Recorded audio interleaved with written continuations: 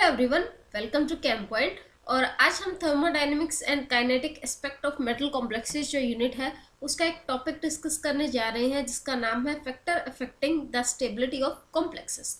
तो हमने पिछली वीडियो में काइनेटिक और थर्मोडायनेमिक स्टेबिलिटी के बारे में पढ़ा था।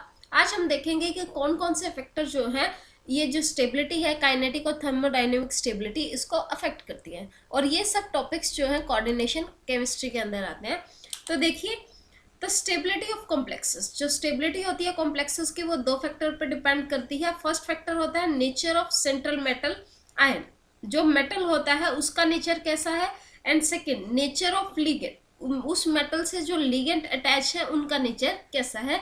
तो इन दो फैक्टर पे क्या डिपेंड करेगा कॉम्प्लेक्स की स्टेबिलिटी। तो आज के वीडियो में हम फर्स्ट पॉइंट जो है nature of central metal ion ये कंप्लीट डिस्कस करेंगे। और एक नेक्स्ट वीडियो आएगी जिसमें हम क्या डिस्कस करेंगे, पार्ट 2, जिसमें हम डिस्कस करेंगे नेचर ऑफ लिगेंड। तो चलिए शुरू करते हैं। तो nature of central metal ion की बात करें तो सबसे पहला फैक्टर है charge on central metal ion.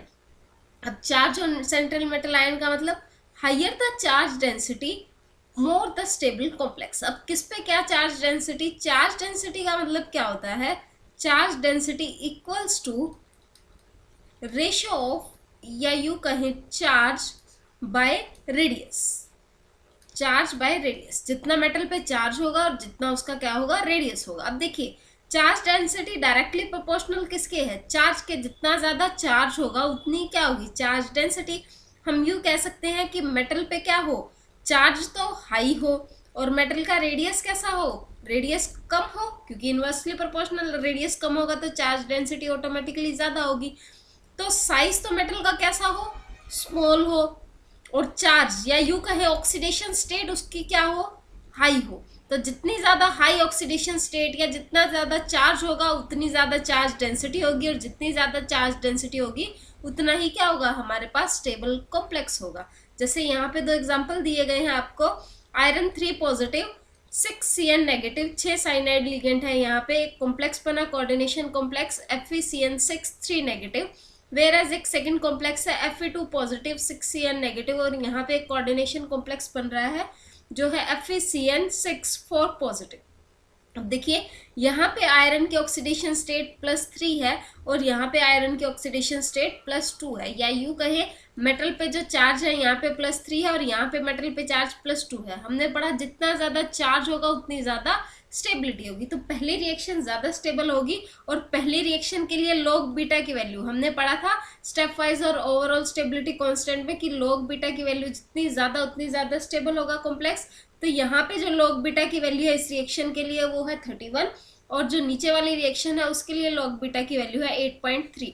तो लॉग बीटा की वैल्यू कहाँ ज्यादा है, Fe3 पॉजिटिव के केस में, तो ये वाला ज्यादा स्टेबल है, ये वाला लेस स्टेबल है। ऐसा नहीं कहेंगे कि ये अनस्टेबल है, ये भी स्टेबल है, बट इसके कंपैरिजन में ये क्या है, लेस स्टेबल है, क्योंकि हमने पढ़ा था कि लॉग बीटा की वैल्यू 8 या 8 से ज्यादा होगी तो स्पीशीज हमारी कैसी होती है, स्टेबल होती है। अब सेकंड पॉइंट की बात करें, साइज ऑफ मेटल आयन। अब मेटल आयन का साइज कैसे डिपेंड करेगा, अभी पिछले पॉइंट में ही मैंने आपको बताया था कि रेडियस कैसा हो मेटल आयन का, छोटा हो। तो एज द मेटल आयन का साइज जैसे जैसे डिक्रीज करेगा, स्टेबिलिटी जो आपकी कॉम्प्लेक्सेस की है वो क्या करती रहेगी, इंक्रीज करती रहेगी। इसका एक एग्जांपल हम यहाँ से देख सकते हैं, जो इरविन विलियम्स सीरीज है वहाँ पे बाईवेलेंट जो ट्रांजिशन कॉम्प्लेक्सेस है उनकी स्टेबिलिटी बताई गई है।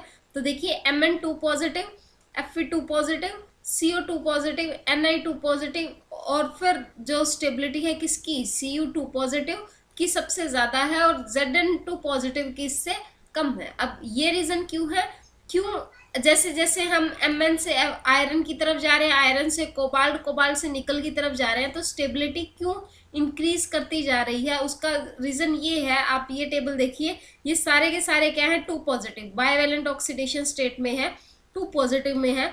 तो यहाँ पे जब आप आयनिक रेडियाई देख रहे हैं, यहाँ Mn के केस में 91 है आयनिक रेडियाई, पर जैसे ही आप आयरन में गए सेम चार्ज था, जैसे ही आप आयरन में गए तो आपका क्या हुआ, रेडियस कम हुआ, और रेडियस कम हुआ तो चार्ज डेंसिटी बढ़ेगी, और चार्ज डेंसिटी बढ़ेगी तो स्टेबिलिटी आपकी बढ़ेगी। ये जो पॉइंट है ये फर्स्ट पॉइंट से ही लिंक्ड है।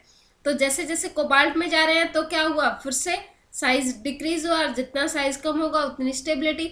निकल में और साइज कम हुआ। अब देखिए, निकल से कॉपर में साइज कम हुआ, बट जिंक का साइज कॉपर से भी ज्यादा। तो सबसे कम किसका साइज है? कॉपर का। सबसे कम रेडियस कॉपर का है, आयनिक रेडियस। और जितना कम आयनिक रेडियस होगा उतनी ज्यादा क्या होगी आपके पास? स्टेबिलिटी होगी, क्योंकि उतनी ज्यादा चार्ज डेंसिटी और उतना स्पीशीज क्या होगा? स्टेबल होगा। यही बेस है किसका?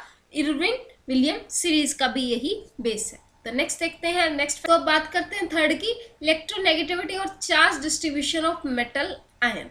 अब ये क्या है, ये आप बहुत अच्छे से समझ पाए अगर आप HSAB कॉन्सेप्ट आपने कभी देखा हो, hard soft acid and base concept, जो कि BSc 6 सेमेस्टर में आपके पास आएगा। बट मैं आपको समझा देती हूँ, आप बहुत इजीली समझ जाएंगे। 1958 में क्या हुआ था, 3 साइंटिस्ट थे हमारे पास, आर्लैंड, चैट एंड डेविस। उन्होंने क्लासिफाई किया एसिड और बेसिस को किस 2 कैटेगरी में, एक क्लास ए और क्लास बी। पहले मैं आपको जनरल इंट्रोडक्शन दे देती हूँ। क्लास ए में कुछ मेटल भी डाले और कुछ लिगेंड्स भी डाले, कुछ मेटल्स भी डाले और कुछ लिगेंड। जो ए के मेटल होंगे उनका साइज क्या होगा? स्मॉल होगा। स्मॉल साइज के होंगे वो मेटल, उनकी ऑक्सीडेशन स्टेट क्या होगी? लार्ज होगी। ऑक्सीडेशन स्टेट क्या होगी? लार्ज होगी। और जो यहाँ पे लिगेंड है उनकी इलेक्ट्रोनेगेटिविटी कैसी होगी? हाई होगी। और जो उनकी साइज होगा वो कैसा होगा? स्मॉल होगा। साइज होगा वो कैसा होगा? स्मॉल होगा। अब देखिए क्या कहा मैंने, यहाँ पे वो मेटल होंगे जो प्रेफर करेंगे उन लिगेंड के साथ बॉन्ड बनाना, जैसे कि ग्रुप 15 से नाइट्रोजन, ग्रुप 16 से ऑक्सीजन के साथ अच्छा बॉन्ड बनाएंगे, और ग्रुप 17 से फ्लोरीन के साथ अच्छा बॉन्ड बनाएंगे। और मेटल होंगे कौन से? एल्कली मेटल होंगे, एल्कलाइन अर्थ मेटल होंगे, मतलब 1s2 वाले, NS1 वाले और NS2, मतलब S ब्लॉक के पूरे कंप्लीट एलिमेंट मेटल्स होंगे।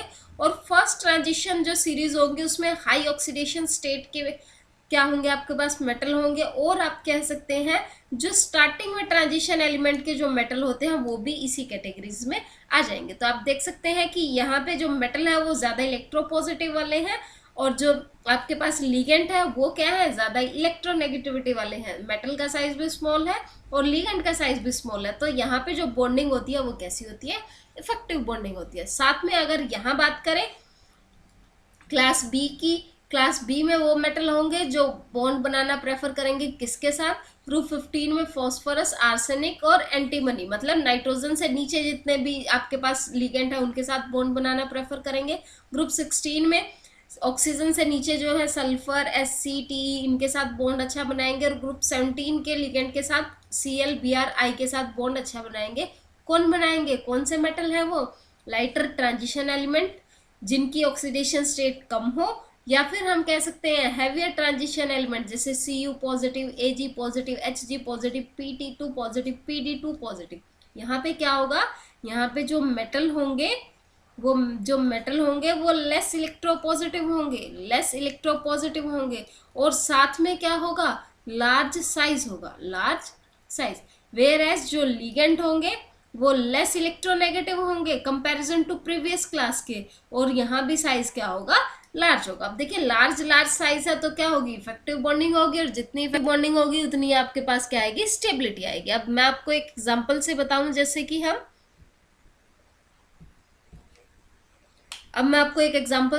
जैसे कि आपके पास एक क्वेश्चन आएगा, AgF, AgCl, AgBr and AgI, which one is more stable? कौन सा कॉम्प्लेक्स ज्यादा स्टेबल है? तो बेसिकली बहुत कॉमन से साइंस आप लगाए कि ये क्या है? साइज लार्ज है Ag का, सिल्वर का, और फ्लोरीन का साइज स्मॉल है। वेयर एज आप जाते जाएंगे तो यहाँ आप देखेंगे Ag का साइज जितना है उतना ही I का साइज है। तो यहाँ पे साइज को देख लीजिए, ये भी क्लास बी का है और ये भी क्लास बी का, और क्लास बी की जो इंट्रेक्शन होगी वो ज्यादा स्ट्रॉन्ग होगी। वेयर एज यहाँ पे जो Ag है वो क्लास ए का मेटल है, लेकिन जो फ्लोरीन है वो Ag क्लास बी का मेटल है, फ्लोरीन जो है क्लास ए का लिगेंड है। ए और बी की इंट्रेक्शन ज्यादा अच्छी नहीं होगी। तो यहाँ पे साइज सेम होगा, तो साइज सेम होने की वजह से क्या होगी? इफेक्टिव बॉन्डिंग होगी, जिसकी वजह से ये स्पीशीज ज्यादा स्टेबल होगी कंपैरिजन टू इनके। अब यहाँ पे एक और आपको फैक्ट बता सकती हूँ कि यहाँ पे AgF में जो आपकी लॉग बीटा की वैल्यू होगी दैट इज 0.3, बहुत कम, मतलब ना के बराबर स्टेबल होता है। AgCl इसके कंपैरिजन में ज्यादा स्टेबल होगा। वेर एज AgBr की बात करें तो AgBr में आपके पास लॉग बीटा की वैल्यू होती है 4.5 और AgI में आपके पास लॉग बीटा की वैल्यू होती है 8.0।